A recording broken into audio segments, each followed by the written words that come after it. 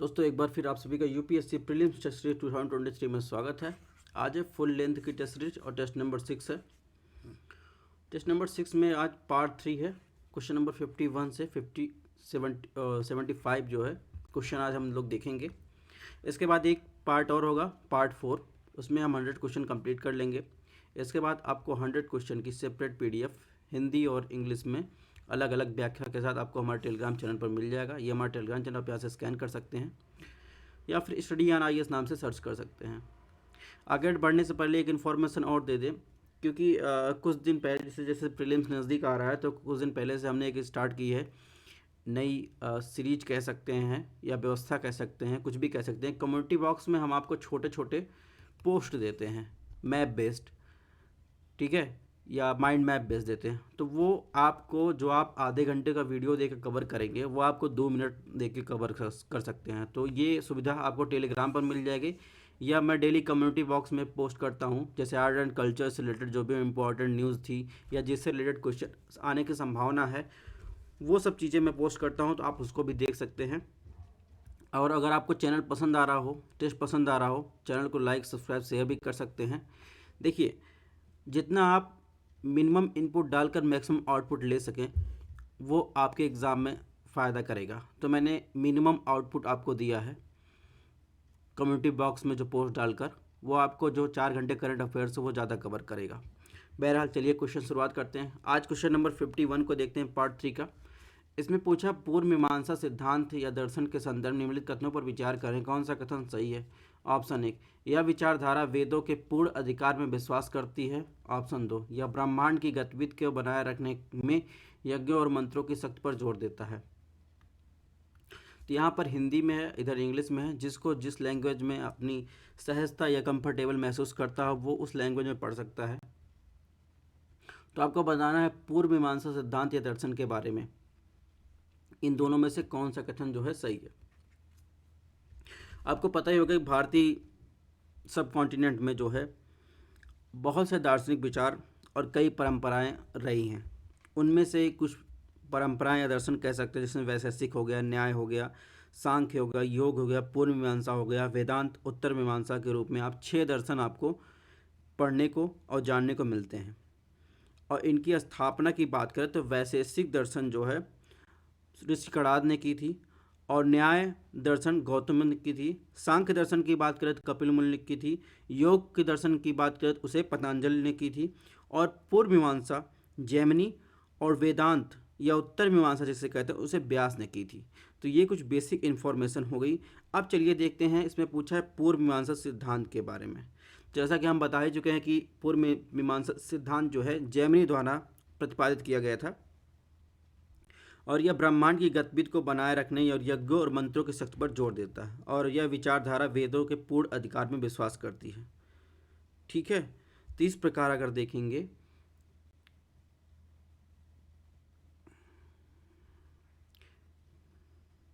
इसमें ऑप्शन 1 सही है। ऑप्शन 2 की बात करें, ऑप्शन 2 भी सही है। पूर्व मीमांसा सिद्धांत या दर्शन या ब्रह्मांड की गतिविधियों को बनाए रखने में यज्ञ और मंत्र की शक्ति पर जोर देता है। तो इस प्रकार इसमें 1 और 2 दोनों सही है। तो ये कुछ आपको व्याख्या रही, ठीक है, और इस हिसाब से आप देखेंगे कि दोनों आंसर सही है। क्वेश्चन नंबर 52 की बात कर लेते हैं। 52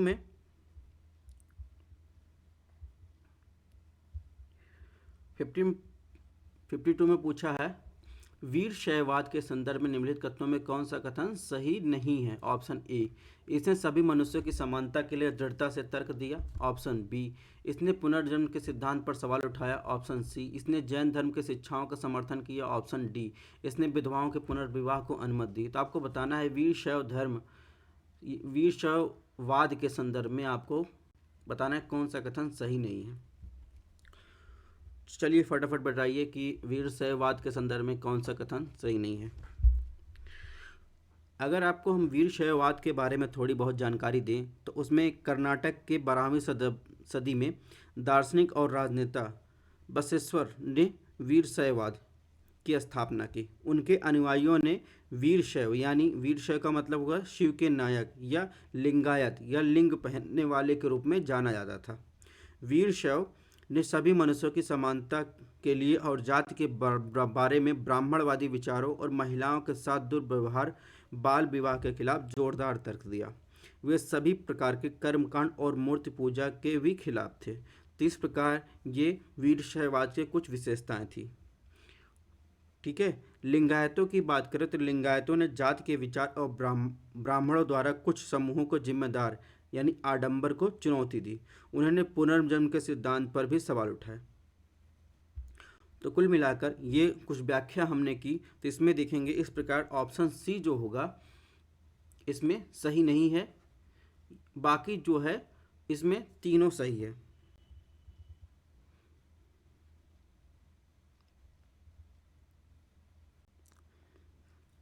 निष्कर्षता आप कह सकते हैं कि वीरशैववाद जो है इसमें जो है न केवल ब्राह्मणवाद की अवहेलना की बल्कि इसने जैन धर्म का विरोध किया। ठीक है।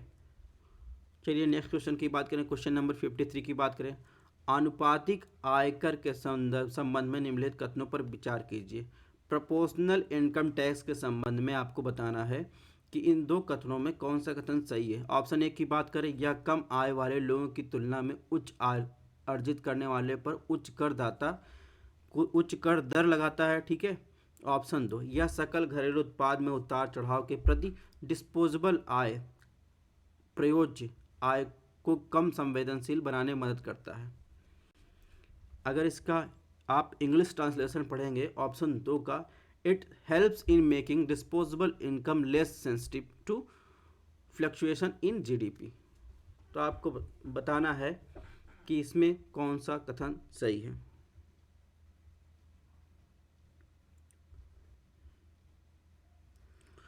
चलिए सबसे पहले आपको बता दें प्रोपोर्शनल इनकम टैक्स होता क्या है। प्रोपोर्शनल इनकम टैक्स सभी आय समूहों से आय के समान प्रतिशत पर लगाया जाता है। यानी प्रोग्रेसिव आयकर की बात करें तो निम्न आय वर्गों की तुलना में उच्च आय वाले समूहों के आयकर के बड़े प्रतिशत पर लगाया जाता है। ठीक है। तो इस प्रकार देखेंगे ऑप्शन एक इसमें जो है वो सही नहीं है। ऑप्शन दो की बात करें तो प्रोपोर्शनल इनकम टैक्स जो है ये इस प्रकार का एक स्वचालित स्टेबलाइजर के रूप में कार्य करता है, क्योंकि यह एक डिस्पोजेबल आय बनाता है और इस प्रकार उपभोक्ता खर्च जीडीपी में उतार चढ़ाव के प्रति कम संवेदनशील होता है। और जब सकल घरेलू उत्पाद में वृद्धि होती है तो प्रायोज्य आय भी बढ़ जाती है, लेकिन सकल घरेलू उत्पाद में वृद्धि से कम होती है तो क्योंकि इसका एक हिस्सा करों के रूप में लिया जाता है, इस यह खपत खर्च से ऊपर की ओर उतार चढ़ाव को सीमित करने में मदद करता है। तो मंदी के दौरान क्या होता है, मंदी के दौरान जब जीडीपी गिरती है तो खर्च करने योग्य आय कम तेजी से गिरती है और खपत उतनी ही नहीं गिरती जितनी कि अन्यथा गिर जाती है अगर कर देनदारी तय हो जाती है। तो इस प्रकार देखेंगे इसमें ऑप्शन दो है वो सही है, यानी ऑप्शन बी जो है वो सही है। यहाँ पे कुछ कंपैरिजन आपको दिए गए हैं प्रोग्रेसिव, रिग्रेसिव, प्रोपोर्शनल में, इसको आप पढ़ लीजिएगा अगर आपको व्याख्या में थोड़ी बहुत समझने में दिक्कत हुई हो। ठीक है। क्वेश्चन नंबर 54 की बात करें। निम्नलिखित में कौन सा शब्द नियमित वेतनभोगी रोजगार से दैनिक मजदूरी के काम करने वाले श्रमिकों के बदलाव का वर्णन करता है। अगर इसका इंग्लिश वर्जन पढ़ेंगे तो which of the following term describe the shift of labour from regular salaried employed to daily wages work. Option A कार्यबल का औपचारिकरण यानी फॉर्मलाइजेशन। ऑप्शन बी कार्यबल का नारीकरण यानी फेमिनाइजेशन। ऑप्शन सी कार्यबल का आकस्मिकरण यानी अस्थायीकरण। ऑप्शन डी उपरोक्त में से कोई नहीं। तो आपको बताना है कि ये जो चार कथन दिए गए हैं उनमें से कौन वर्णन कर रहा है ऐसा शब्द है जो वेतन भोगी रोजगार से दैनिक मजदूरी में के काम करने में श्रमिकों के बदलाव का वर्णन कर रहा है।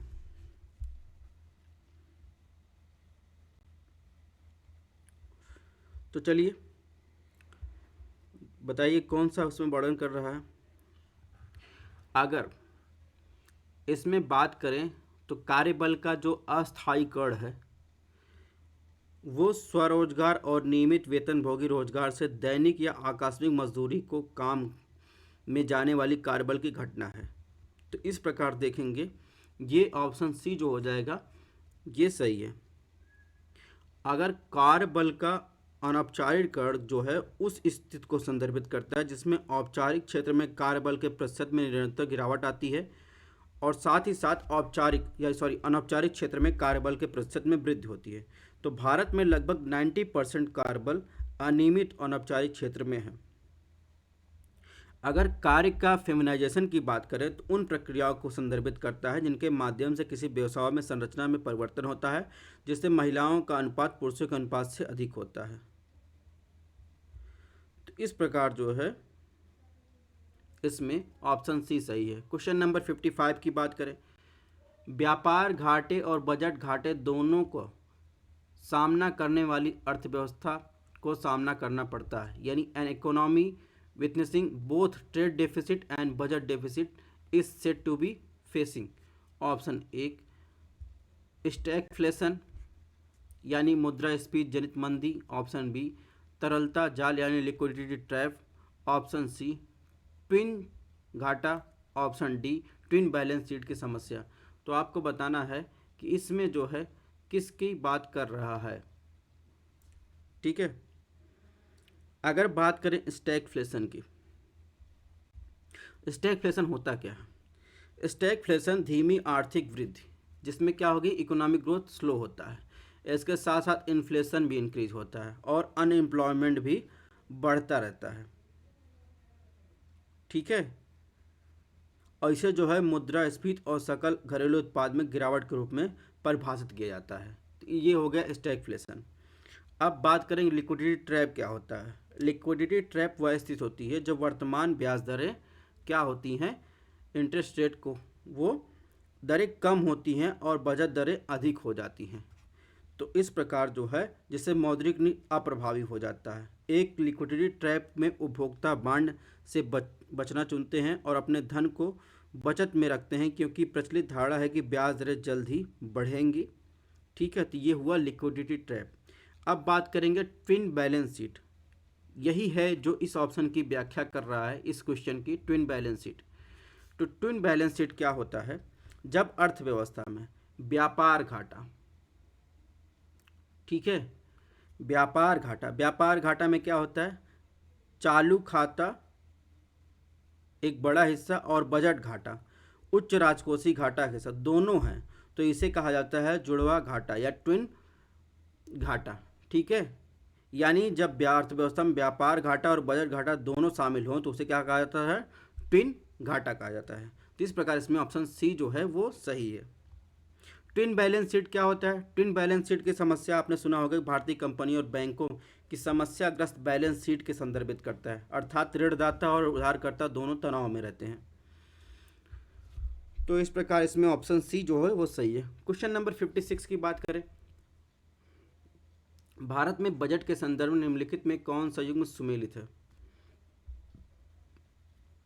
कुछ टर्मिनोलॉजी दी गई है, उसकी परिभाषा दी गई है, आपको बताना है कौन सा सही सुमेलित है। ऑप्शन एक परिव्यय आउटले, किसी दी गई योजना के लिए बजट में प्रदान की गई राशि। आउटपुट संकेतकों के माध्यम से व्यक्त गुणात्मक सुधार। आउटकम भौतिक इकाइयों में व्यक्त योजनाओं को मापने योग्य उत्पाद। तो आपको बताना है कि इन तीनों में से कौन सा ऑप्शन सुमेलित है। तो इसमें जो सुमेलित है, एक ही सुमेलित है, परिव्यय आउटले। ठीक है, परिव्यय क्या होता है, आउटले क्या होता है, वह राशि जो किसी दी गई योजना और परियोजना के लिए प्रदान की जाती है। जबकि निष्पादन या आउटपुट की बात करें तो कार्यक्रम गतिविधियों के प्रत्यक्ष और मापने योग्य उत्पाद को संदर्भित करता है, जिसे अक्सर भौतिक शब्दों या इकाइयों में व्यक्त किया जाता है।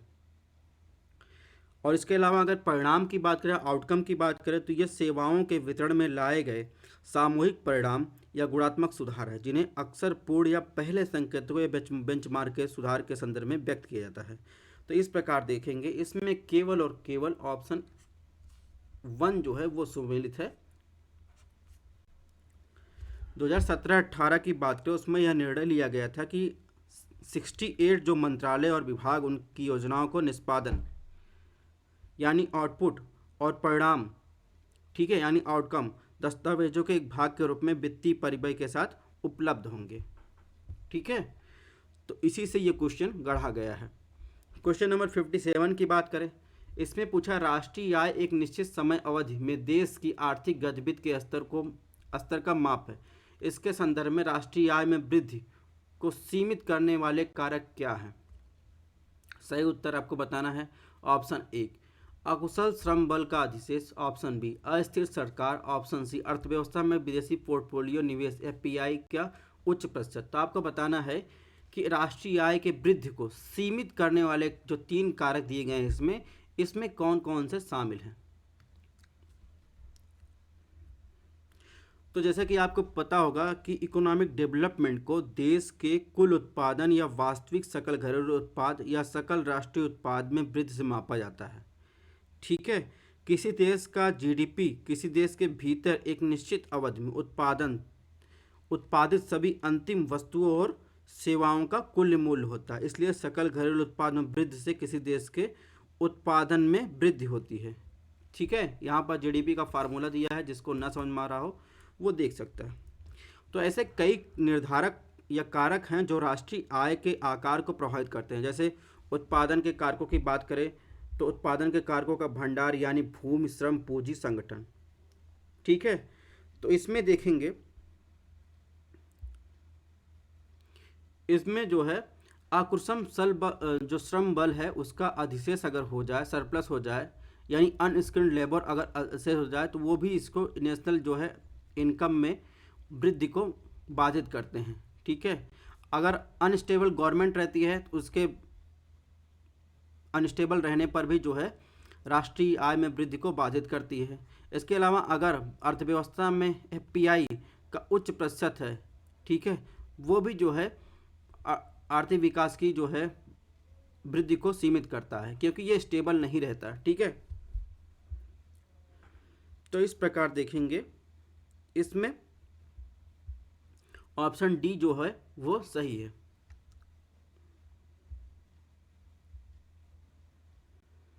क्वेश्चन नंबर 58 की बात करें, निवेशक जो स्टार्टअप कंपनी और छोटे व्यवसायों को धन प्रदान करते हैं जिनके बारे में माना जाता है कि उनमें दीर्घकालिक विकास क्षमता है, यह आमतौर पर अच्छी तरह से बंद निवेशक और निवेशक बैंकों और किसी अन्य वित्तीय संस्थानों से आता है। हालांकि यह हमेशा केवल एक मौद्रिक रूप नहीं लेता, इसे तकनीकी या प्रबंधकीय विशेषज्ञता के रूप में प्रदान किया जा सकता है। उपर्युक्त परिच्छेद में निम्नलिखित में किस प्रकार के निवेश का सही वर्णन किया गया है। तो आपको बताना है कि ये जो गद्यांश दिया गया है इस परिच्छेद में इन 4 ऑप्शनों जिसमें एंजल इन्वेस्टमेंट है, वेंचर कैपिटल है, पर्सनल इन्वेस्टमेंट है, पीयर टू पीयर लेंडिंग है, इन चारों में से किसके बारे में ये स्टार्टअप या निवेशक की बात की गई है। तो इसमें देखेंगे जो वेंचर कैपिटल फंड होता है वो क्या होता है, उद्यम पूंजी का वह वित्त पोषण है जो निवेशक स्टार्टअप कंपनियों और छोटे व्यवसायों को प्रदान करते हैं जिनके बारे में माना जाता है कि उनमें दीर्घकालिक विकास क्षमता है। उद्यम पूंजी आमतौर पर अच्छी तरह से स्थापित निवेशकों, निवेशक बैंकों और किसी भी अन्य वित्तीय संस्थानों से आती। हालांकि यह हमेशा केवल एक मौद्रिक रूप नहीं लेता, इसे तकनीकी या प्रबंधकीय विशेषज्ञता के रूप में प्रदान किया जाता है। तो इस प्रकार इसमें ऑप्शन बी जो है सही होगा। अगर दोस्तों बात करें एंजल इन्वेस्टर की, ठीक है, तो एंजल इन्वेस्टर जो होता है छोटे व्यवसायों के लिए या उभरते उद्योगों से आने वाले व्यवसायों के लिए पूंजी आमतौर पर उच्च निवल मूल्य वाले व्यक्तियों द्वारा प्रदान की जाती है, जिन्हें अक्सर क्या कहा जाता है, एंजल इन्वेस्टर कहा जाता है सिंपल लैंग्वेज में। अगर बात करें तो पर्सनल इन्वेस्टमेंट की, वो क्या होता है कि व्यवसाय के मालिक अक्सर अपनी कंपनियों में निवेश करने के लिए परिवार, दोस्त या करीबी परिचितों से भरोसा करते हैं और खासकर इनसे पैसा लेकर शुरुआत करते हैं। लेकिन स्टार्टअप में एक सीमा भी है कानूनी, ठीक है, ये भी जाने। इसके अलावा पीयर टू पीयर लेंडिंग की बात करें तो ऐसे व्यक्ति या समूह जो छोटे व्यवसाय के मालिकों को धन की पेशकश करते हैं, इन निवेशकों के साथ काम करने के लिए उद्यमी को उन कंपनियों के साथ आवेदन करना चाहिए तो जो पीयर टू पीयर उधार देने में विशेषज्ञ हैं। ठीक है, जैसे अगर बात करें तो प्रॉस्पर या लेंडिंग क्लब, ये जो है पीयर टू पीयर लेंडिंग में आते हैं। तो कुल मिलाकर इसमें ऑप्शन बी जो है वो सही है। क्वेश्चन नंबर 59 की बात करें, 59 में क्या पूछा है, 59 पूछा है, निधि कंपनियों के संदर्भ में निम्नलिखित में कौन सा कथन सही नहीं है।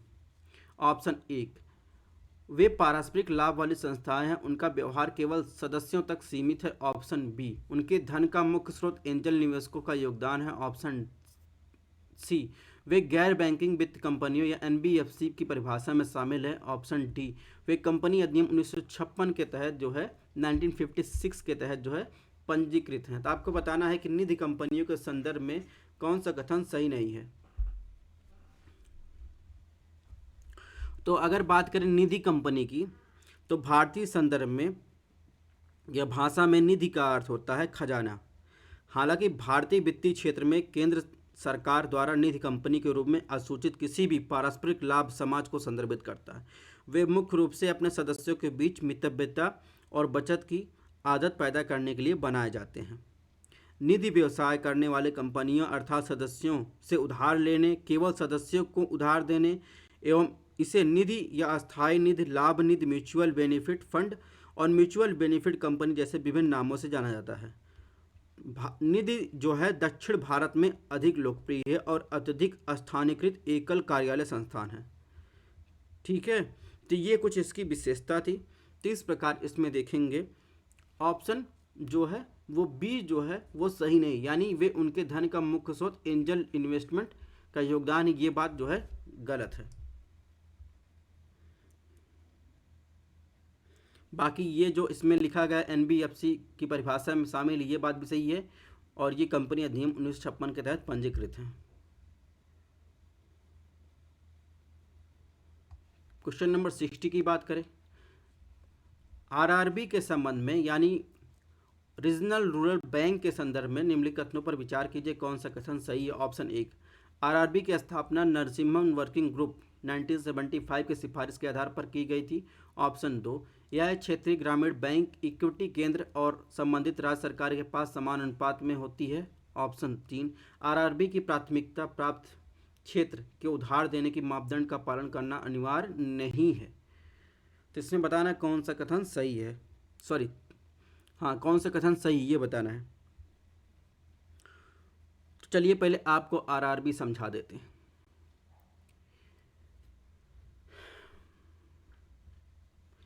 जैसे अगर बात करें उत्तम बिहार ग्रामीण बैंक, इसके अलावा बहुत सारे ये रीजनल रूरल बैंक हैं। तो ये क्या होते हैं, ये एक वित्तीय संस्थान होते हैं जो कृषि और अन्य ग्रामीण क्षेत्रों के लिए पर्याप्त ऋण सुनिश्चित करते हैं। क्षेत्रीय ग्रामीण बैंकों की स्थापना नरसिम्हन वर्किंग ग्रुप 1975 की सिफारिश के आधार पर जो है 1976 में आरआरबी एक्ट के माध्यम से की गई थी। ठीक है, और पहला क्षेत्रीय ग्रामीण बैंक जो है 2 अक्टूबर 1975 को स्थापित किया गया था। अगर इक्विटी स्प्लिट की बात करें तो इसमें 50% जो होता है वो यूनियन का होता है, केंद्र सरकार का, और 15% स्टेट का होता है, और 35% जो होता है वो स्पॉन्सर्ड बैंक का होता है। जैसे अगर मान लीजिए ये उत्तम बिहार बैंक है, इसको जो है इसमें देखिए इसके डेबिट कार्ड पे लिखा होगा सेंट्रल बैंक ऑफ इंडिया, तो ये क्या होगा स्पॉन्सर्ड बैंक। तो 35% इक्विटी क्या होगी, ये सेंट्रल बैंक ऑफ इंडिया की होती है। इस प्रकार जो है इसमें ये इक्विटी स्प्लिट होता है। और अगर बात करें प्राइमरी सेक्टर लेंडिंग की बात करें तो उसमें जो भी क्षेत्रीय ग्रामीण बैंक हैं उनको भी अपने प्राथमिकता प्राप्त क्षेत्र को उधार देना अनिवार्य होता है। ठीक है, और 1 जनवरी 2016 में संशोधित करके जो पहले 60% था पीएसएल को, अब क्या कर दिया गया 75% जो है अनिवार्य कर दिया गया है, जबकि वहीं अन्य कमर्शियल बैंकों को ये 40% है। तो इस प्रकार देखेंगे केवल इसमें जो है ऑप्शन 1 सही, ऑप्शन 2 भी गलत, ऑप्शन 3 भी गलत। तो इस प्रकार इसमें केवल ऑप्शन ए जो है सही है। क्वेश्चन नंबर 61 की बात करें, मिश्रित अर्थव्यवस्था की प्रमुख विशेषताओं के संदर्भ में निम्नलिखित कथनों पर विचार कीजिए, कौन सा कथन सही है। ऑप्शन 1, निजी और सार्वजनिक क्षेत्र का वह सह-अस्तित्व है इसमें। ऑप्शन 2, सरकार केवल सामाजिक कल्याण के लिए हस्तक्षेप करती है। ऑप्शन 3, सभी वस्तुओं की कीमतें बाजार की शक्तियों द्वारा निर्धारित की जाती हैं। तो इसमें बताना है मिक्स्ड इकोनॉमी के संदर्भ में कौन सा कथन जो है सही है। तो चलिए थोड़ा सा मिक्स्ड इकोनॉमी की बात कर लें पहले, बाकी और इकोनॉमी की चर्चा हम टाइप कितने टाइप की इकोनॉमी होती है इसकी चर्चा हम लोग आगे करेंगे। पहले इस क्वेश्चन को सॉल्व कर लेते हैं। तो मिक्स्ड इकोनॉमी एक ऐसा सिस्टम होता है जो बाजार, कमान और पारंपरिक अर्थव्यवस्था की विशेषताओं से लैस होता है। तीनों जो है के लाभों से लाभान्वित होता है और पूंजीवाद समाजवाद का सुनहरा इसमें मिश्रण देखा जाता है। अगर इसकी विशेषताओं की बात करें तो निजी और सार्वजनिक क्षेत्र सह अस्तित्व, इस प्रणाली के तहत सार्वजनिक निजी क्षेत्र का सह अस्तित्व होता है। सार्वजनिक क्षेत्र में रक्षा, बिजली, ऊर्जा, बुनियादी उद्योग आदि जैसे उद्योग स्थापित किए जाते हैं। दूसरी ओर निजी क्षेत्र में सभी उपभोक्ता वस्तु जो है उद्योग, कृषि, लघु उद्योग विकसित होते हैं। तो इस प्रकार देखेंगे ऑप्शन 1 जो है वो सही है। और इसमें जो इसमें ऑप्शन 2 लिखा गया कि सरकार केवल सामाजिक कल्याण के लिए हस्तक्षेप करती है मिक्स्ड इकोनॉमी में, ये बात गलत है। यानी लाभ, उद्देश्य और समाज कल्याण, एक मिश्रित अर्थव्यवस्था प्रणाली में पूंजीवाद, सामाजिक कल्याण जैसे समाजवादी अर्थव्यवस्था के लाभ, दोनों उद्देश्य शामिल होते हैं। तो इस प्रकार इसमें 2 गलत है। ऑप्शन 3 की बात करें तो ऑप्शन 3 भी गलत है, क्योंकि मूल्य निर्धारण करने के मामले में इस सिस्टम के तहत मूल्य तंत्र और विनिमय मूल्य एक साथ काम करते हैं। उपभोक्ता वस्तुओं के उद्योगों में आमतौर पर मूल्य तंत्र का पालन किया जाता है, हालांकि बड़ी कंपनी के समय राष्ट्रीय आपात स्थिति के दौरान कीमतों को नियंत्रित किया जाता है और सार्वजनिक वितरण प्रणाली को प्रभावी बनाना होता है। तो इस प्रकार इसमें 3 गलत है, यानी केवल जो है ऑप्शन बी जो है वो सही है। अब आपको दिखा देते हैं कुछ टाइप ऑफ इकोनॉमी की। तो ये कुछ टाइप ऑफ इकोनॉमी जिसके बारे में आपने पहले पढ़ा होगा कि on the basis of level of development में, यानी लेवल ऑफ डेवलपमेंट के आधार पर capitalist economy, socialist economy, mixed economy. On the basis of ownership and control के आधार पर क्या होता है डेवलप्ड इकोनॉमी, डेवलपिंग इकोनॉमी। ठीक है, ये कुछ डिवीज़न है, बाकी आपने सारी उसमें पढ़ा ही होगा। भारत किस में आएगा? भारत जो है मिक्स्ड इकोनॉमी में आएगा। ठीक है, क्वेश्चन नंबर 62 की बात करें तो आपको बताना है पेमेंट बैंक के संदर्भ में निम्नलिखित कथनों पर विचार कीजिए। ऑप्शन 1, वे मांग के साथ साथ सावधि जमा स्वीकार कर सकते हैं। ऑप्शन 2, वे एनबीएफसी व्यवसाय के लिए सहायक कंपनियां स्थापित कर सकते हैं। ऑप्शन 3, वे क्रेडिट कार्ड जारी नहीं कर सकते। आपको बताना है पेमेंट बैंक के संदर्भ में इसमें कौन सा ऑप्शन जो है सही है।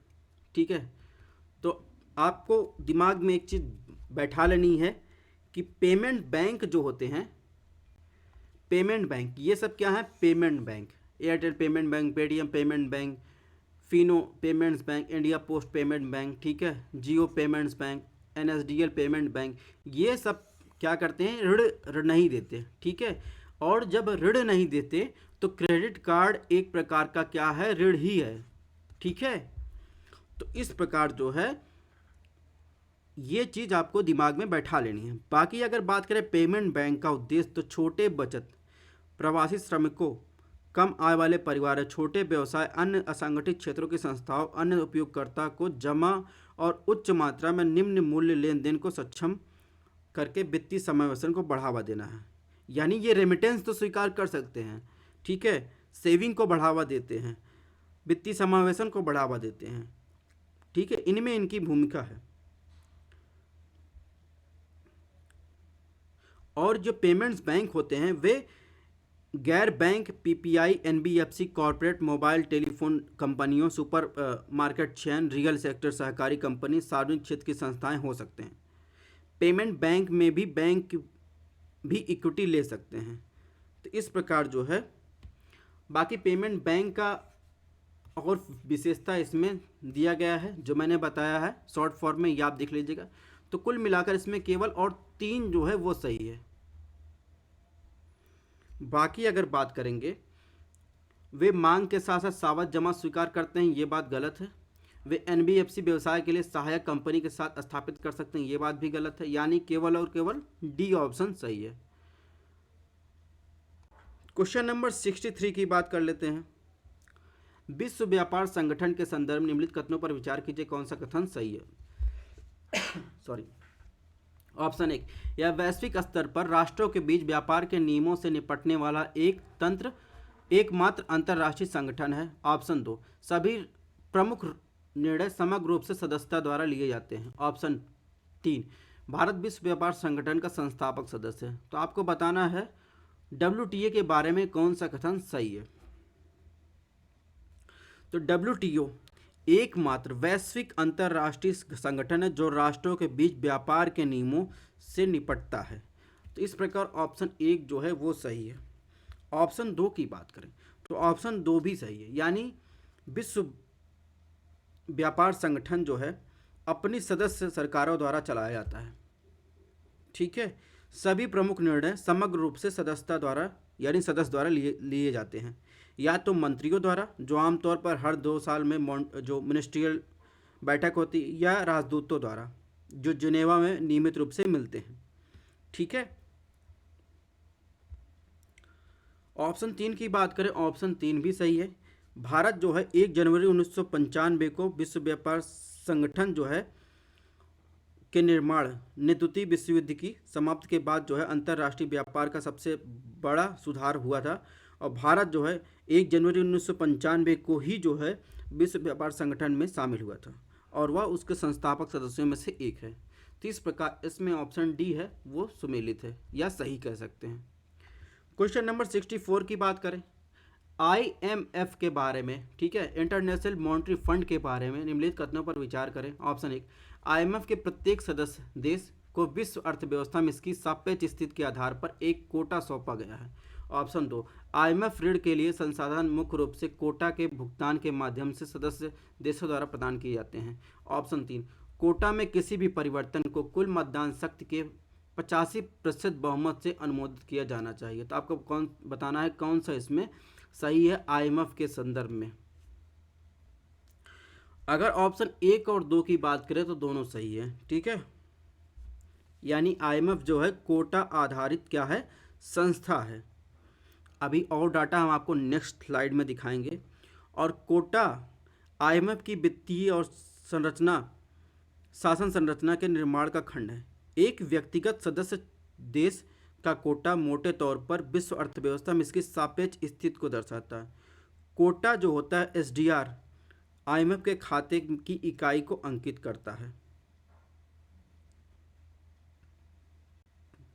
ठीक है, तो इस प्रकार जो है इसमें 1 और 2 दोनों सही है। ऑप्शन 3 की बात करें तो ऑप्शन 3 भी सही है, यानी कोटा में भी किसी भी परिवर्तन को कुल मतदान शक्ति 85% बहुमत के अनुमोदित किया जाना चाहिए। तो इस प्रकार इसमें ऑप्शन डी जो है वो सुमेलित है।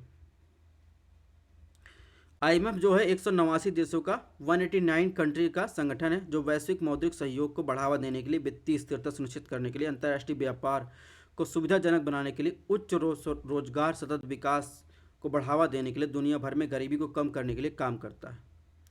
और ये 1945 में बनाया गया। ठीक है, तो ये कुछ आंकड़े हैं, ये आपको ध्यान रखने हैं। बाकी इन तीनों में सही है। अब IMF का जो है लेटेस्ट आंकड़ा आप देख लीजिए। ये करेंसी वेटेज है इन IMF SDR बास्केट। आपको पता होना चाहिए जो SDR बास्केट होता है उसमें कुछ करेंसी होती हैं, वो करेंसी मिलकर बनी होती है SDR बास्केट, जिसे विशेष क्या कहते हैं, विशेष आहरण अधिकार हिंदी में कहते हैं। ठीक है, इसमें क्या शामिल होता है, US डॉलर शामिल होता है, यूरो शामिल होता है, येन जहाँ शामिल होता है, सॉरी युआन शामिल होता है, येन शामिल होता है, पाउंड। US डॉलर आपको पता है USA अमेरिका की है, यूरो यूरोपियन यूनियन, युआन कहाँ की है, युआन कहाँ की है, चीन की है, येन कहाँ की है, ये जापान की है, पाउंड इंग्लैंड की है। तो इस प्रकार जो है इसमें 5 जो ये करेंसी उनको मिलाकर जो है SDR बास्केट बनता है। ठीक है, अब देखेंगे कि इसमें शेयर क्या है। तो शेयर अलग अलग, ये नया डाटा है तो आप देख सकते हैं कि इसमें जो है SDR में चीन का शेयर जो है बढ़ा है। ठीक है, इसके बाद अगर यूरोपियन यूनियन की बात करें उसमें यूरोपियन यूनियन का शेयर कम हुआ है और अमेरिका का शेयर बढ़ा है। येन के शेयर की बात करेंगे, जापान का भी शेयर कम हुआ है और इसमें पाउंड, पाउंड का भी शेयर कम हुआ है। तो ये डाटा आपको याद नहीं रखना है। मेन डाटा ये क्या है, एसडीआर में ये 5 जो है करेंसी शामिल होती हैं, किस किस देश से संबंधित है ये आपको ध्यान रखना है। क्वेश्चन नंबर 65 की बात करें, सीमित देयता भागीदारी लिमिटेड लाइबिलिटी पार्टनरशिप एलएलपी के संदर्भ में निम्नलिखित कथनों पर विचार कीजिए, कौन सा कथन सही है। ऑप्शन 1, यह बड़ी कॉरपोरेट संस्थाओं के वित्तीय संरचना को फिर से काम करने के लिए आरबीआई की एक योजना है। ऑप्शन 2,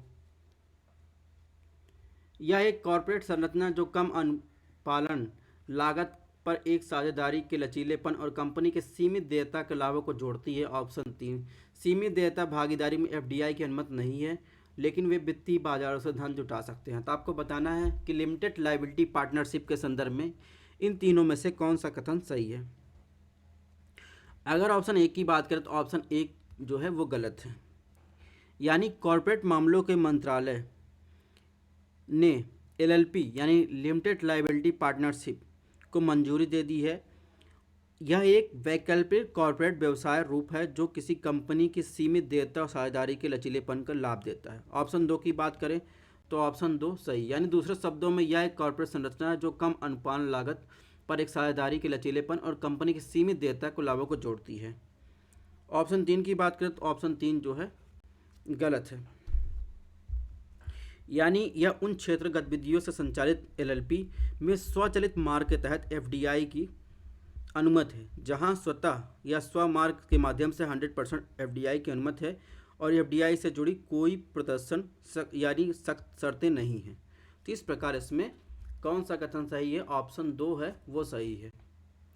क्वेश्चन नंबर 66 की बात करें, शुष्क बर्फ के संदर्भ में निम्नलिखित कथनों पर विचार कीजिए। ऑप्शन 1, शुष्क बर्फ हाइड्रेटेड हाइड्रेटेड या फिर H2O का ठोस रूप है। ऑप्शन 2, इसका तापमान पानी की बर्फ की तुलना में कम होता है। ऑप्शन 3, इसका उपयोग अनाज और अनाज उत्पादों को बंद कंटेनरों में कीट गतिविधियों को रोकने के लिए किया जाता है। कौन सा कथन सही है।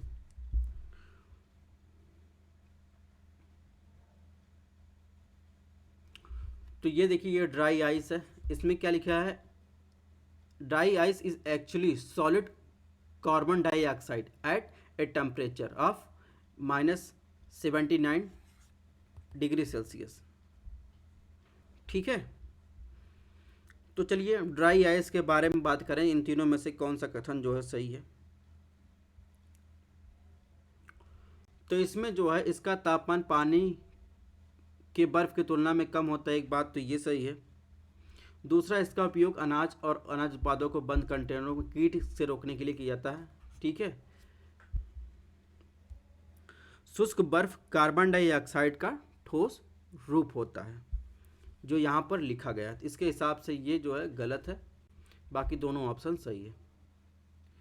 क्वेश्चन नंबर 67 की बात करें, निम्नलिखित कथनों पर विचार करें। ऑप्शन 1, मेटावर्स डिजिटल स्पेस को संदर्भित करता है जो वर्चुअल रियलिटी यानी वीआर या ऑगमेंटेड रियलिटी यानी एआर के उपयोग को अधिक जीवंत हो जाते हैं। ऑप्शन 2, उपस्थित इंटर ऑपरेबिलिटी मानकीकरण मेटावर्स के प्रमुख पहलू हैं। कौन सा कथन जो है गलत है। तो मेटावर्स का मतलब क्या होता है, मेटा का मतलब मेटा और ब्रह्मांड। ठीक है, मेटावर्स दो शब्दों से मिलकर बना है, मेटा और ब्रह्मांड। मेटा का अर्थ होता है परे, तो मेटावर्स एक ब्रह्मांड है जो ब्रह्मांड से परे है जैसा कि हम जानते हैं, और यह एक आभासी दायरे में मौजूद है लेकिन वास्तविक जैसा लगता है। तो इस प्रकार इसमें ऑप्शन 1 की बात करें, ऑप्शन 1 जो है बिल्कुल सही है। ऑप्शन 2 की बात करें तो ऑप्शन 2 भी सही है, यानी मेटावर्स के 3 प्रमुख पहलू होते हैं। ठीक है,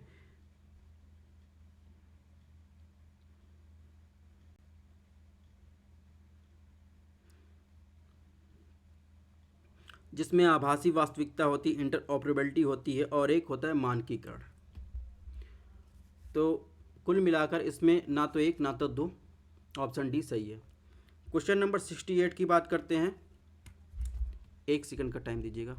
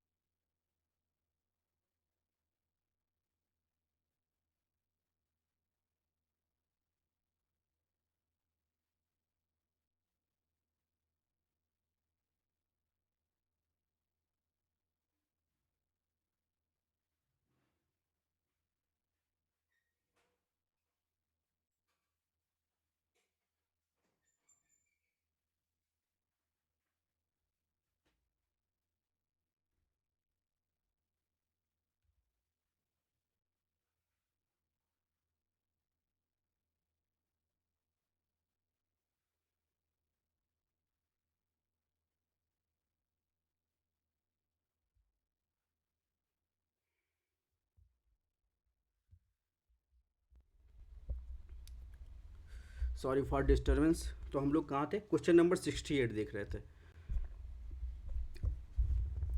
तो 68 क्वेश्चन में पूछा है क्वांटम डॉट्स मानव निर्मित नैनो स्केल क्रिस्टल हैं जो इलेक्ट्रॉन को ले जा सकते हैं, और क्वांटम डॉट्स के संभावित अनुप्रयोगों यानी एप्लीकेशन में निम्नलिखित में से क्या शामिल है? ऑप्शन 1 सौर cell, option 2 LED, 3 single electron transistor, 4 medical imaging, 5 cell biology research. तो आपको बताना है क्वांटम डॉट्स मानव निर्मित जो है नैनो स्केल क्रिस्टल हैं जो इलेक्ट्रॉन को ले जा सकते हैं। तो क्वांटम डॉट्स में संभावित जो एप्लीकेशन है वो इन पांचों में से किस में क्वांटम डॉट्स का उपयोग किया जा सकता है? ठीक है।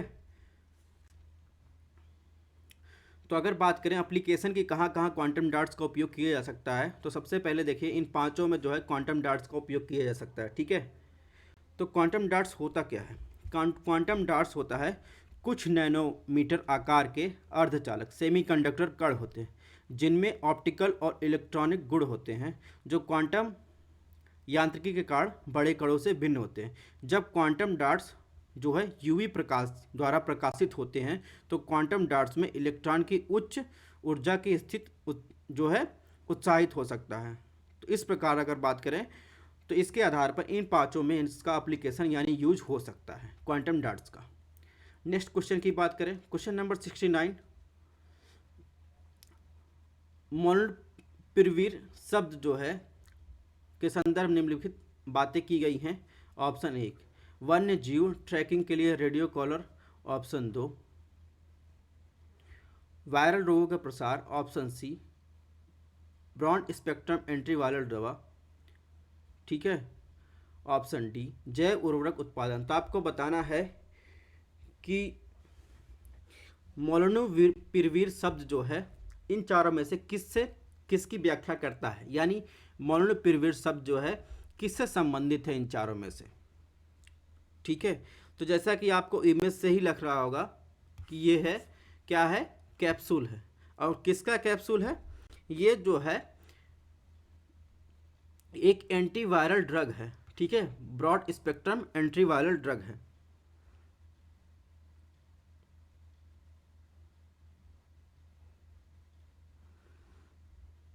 तो इस प्रकार जो है इसमें ऑप्शन सी जो है वो सुमेलित है। क्वेश्चन नंबर 70 की बात करें, 70 में क्या पूछा है?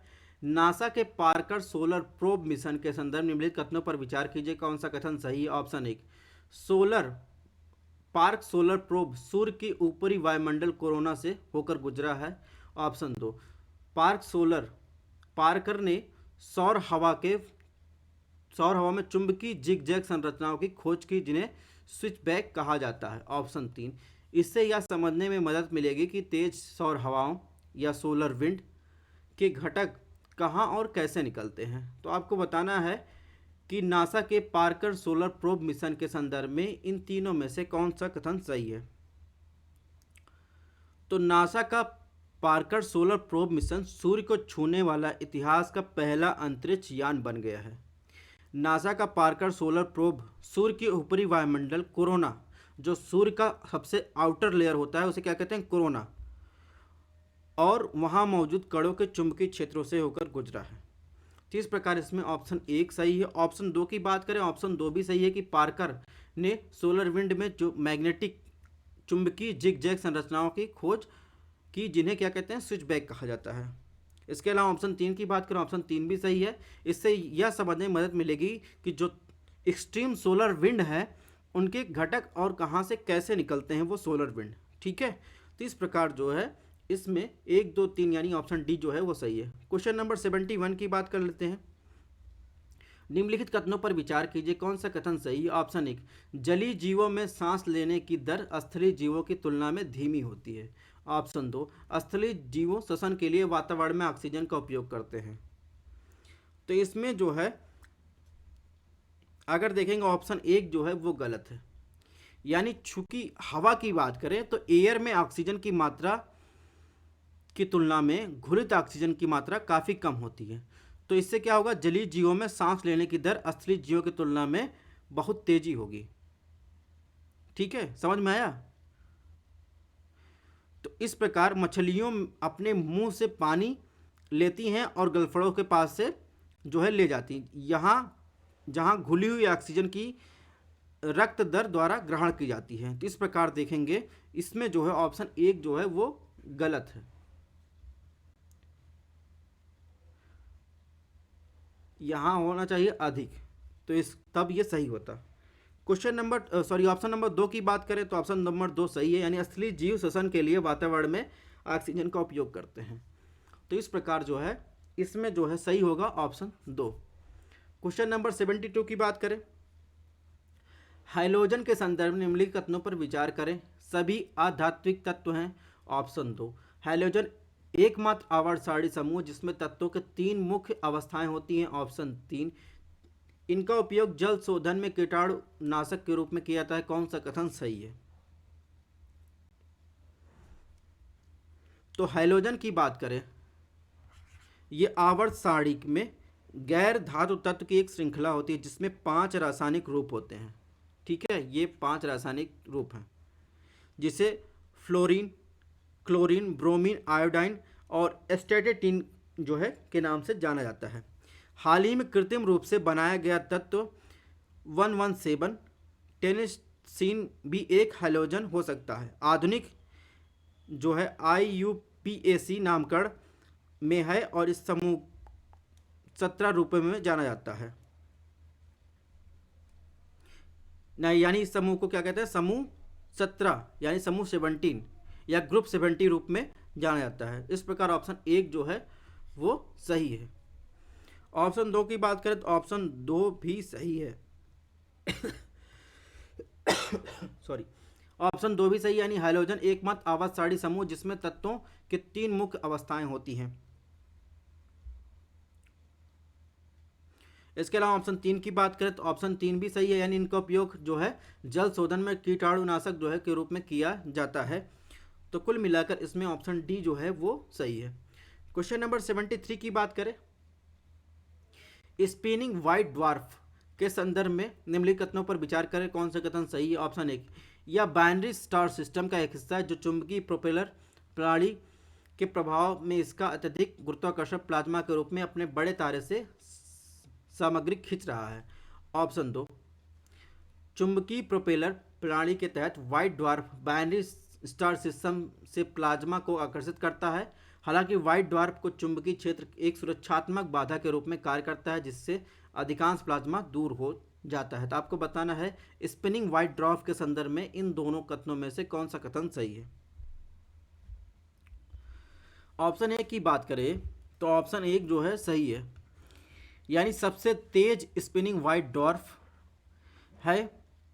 ठीक है, जिसका नामकरण आपने इसमें लिखा होगा J0240+1952। ये क्या है? सबसे तेज स्पिनिंग व्हाइट ड्वार्फ है जो बाइनरी स्टार सिस्टम का एक हिस्सा है और यह पृथ्वी के आकार का है, लेकिन कम से कम जो है ये 2 लाख 2 लाख गुना अधिक विशाल है। तो इस प्रकार इसमें ऑप्शन 1 और 2 जो है दोनों सही है, यानी ऑप्शन सी। यानी व्हाइट ड्वार्फ वे तारे होते हैं जिन्हें उस समय के सभी हाइड्रोजन को जला दिया गया है जो एक बार परमाणु ईंधन के रूप में इस्तेमाल करते हैं, और ऐसे तारों का घनत्व तो बहुत अधिक होता है और एक सामान्य सफ़ेद बौना हमारे सूर्य के आधे के आकार का होता है और इसका सतह गुरुत्वाकर्षण जो होता है पृथ्वी से लगभग जो है 1 लाख गुना अधिक होता है।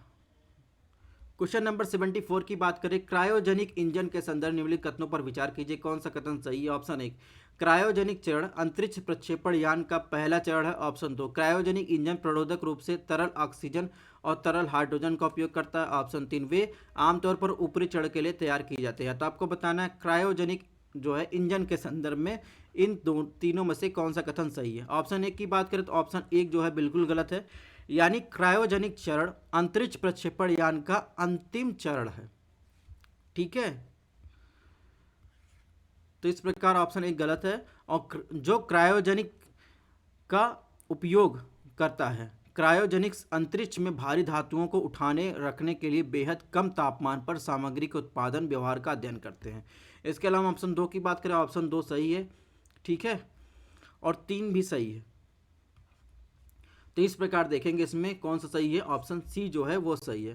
क्वेश्चन नंबर 75 की बात करें, निम्नलिखित कथनों पर विचार करें। ऑप्शन 1, उल्का पिंड चट्टान और बर्फ के टुकड़े होते हैं जो धूमकेतु से निकलते हैं। ऑप्शन 2, धूमकेतु एक अपेक्षाकृत छोटे कभी कभी सक्रिय वस्तु है जिसका बर्फ सूरज की रोशनी में वाष्पीकृत नहीं हो सकता। कौन सा कथन सही है? तो उल्का पिंड की बात जो कर रहा है, तो उल्का पिंड क्या होता है, चट्टान और बर्फ के टुकड़े होते हैं जो धूमकेतु से निकलते हैं, ठीक है। और ये क्या होते हैं कि ये सूर्य के चारों ओर अपनी कक्षाओं में घूमते हैं। उल्का वर्षा तब देखी जाती है जब पृथ्वी धूमकेतु या क्षुद्र ग्रह द्वारा छोड़े गए मलबे के निशान से गुजरती है। अधिकांश उल्काएं जमीन से टकराने से बहुत पहले ही जल जाती हैं, जिससे संपत्ति और लोगों को कोई खतरा नहीं होता। कभी कभी ऐसा होता है कि सामग्री की एक छोटी मात्रा जो है पृथ्वी के वायुमंडल में प्रवेश करने से बच जाती है और ग्रह की सतह के ऊपर जो है फट जाती है। तो इस प्रकार इसमें ऑप्शन 1 सही। ऑप्शन 2 की बात करें, ऑप्शन 2 जो है गलत है, यानी उल्का पिंड चट्टान और बर्फ के टुकड़े होते हैं, ये बात सही है, जिन्हें धूमकेतु के बाहर निकाल दिया जाता है क्योंकि वह सूर्य के चारों ओर अपनी कक्षाओं में घूमते हैं, ठीक है, और उल्का वर्षा भी देखी जाती है। तो इस प्रकार जो है कभी कभी सामग्री एक छोटी मात्रा पृथ्वी के वायुमंडल में प्रवेश करने से बच जाती है, यही सतह के ऊपर आकर फट जाती है। तो कुल मिलाकर अगर ये व्याख्या देखेंगे तो इससे क्या होता है, ऑप्शन 2 जो है वो गलत है, यानी इसमें सही पूछा ऑप्शन 1 जो होगा वो सही होगा। क्वेश्चन नंबर ये रहा हमारा 75 तक का टारगेट। मिलते हैं पार्ट 4 में 75 से जो है 100 क्वेश्चन की तरफ। डेली शाम को जो है 3 बजे टेस्ट होता है और इसकी PDF आपको हमारे टेलीग्राम चैनल पर मिलेंगी। अगर आपको टेस्ट पसंद आया हो तो जो है चैनल को सब्सक्राइब लाइक भी कर सकते हैं। थैंक्स फॉर वॉचिंग, मिलते हैं नेक्स्ट टेस्ट में।